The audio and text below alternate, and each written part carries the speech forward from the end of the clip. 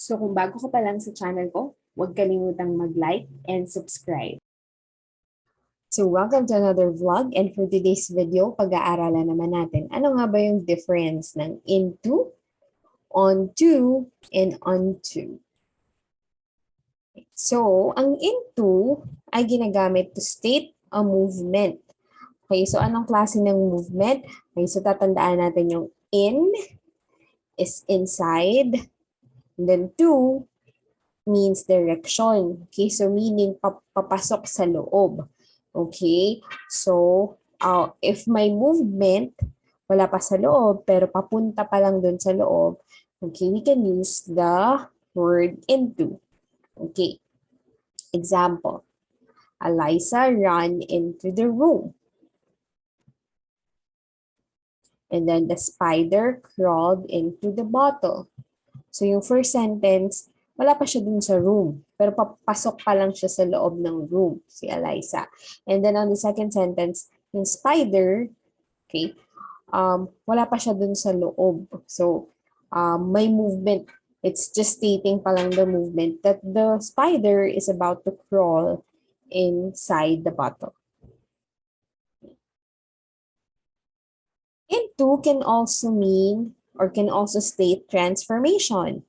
Okay, or in Filipino, yung pag-iibang anyo, pagbabago. Okay, so for example, my dad turned our guest room into an office. And then she took her old clothes and changed it into beautiful bags.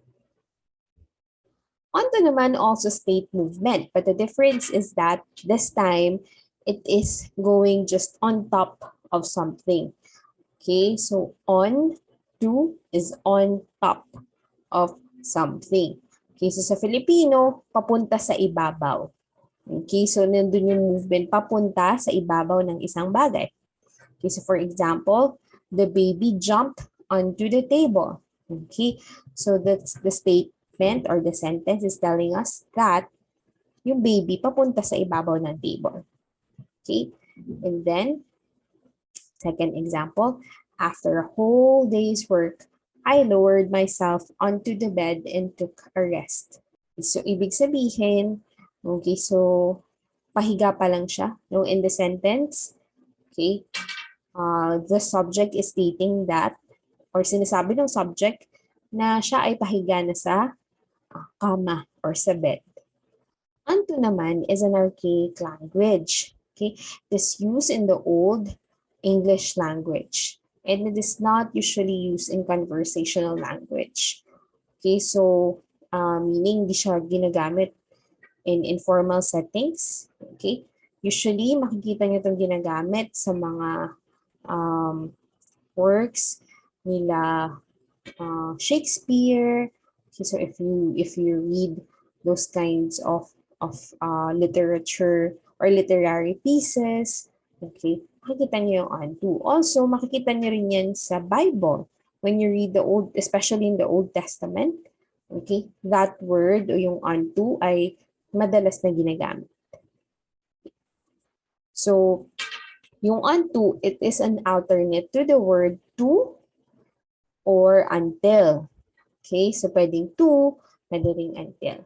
Okay, so for example, thy love was given unto me with nothing in return. Okay, so yung unto dito is an alternate to the preposition to. So pwede rin the love is given to me with nothing in return. Okay, so pwede rin unto, okay, thy love was given unto me with nothing in return. Okay. Second example, I will love you unto death. So dito naman sa sentence na to, okay, it is an alternate to the preposition until.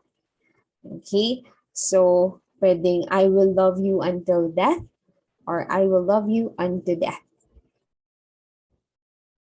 So napakadali lang tandaan ng difference ng tatlong words na ito. I hope marami kayong natutunan, and please don't forget to like, comment, and subscribe.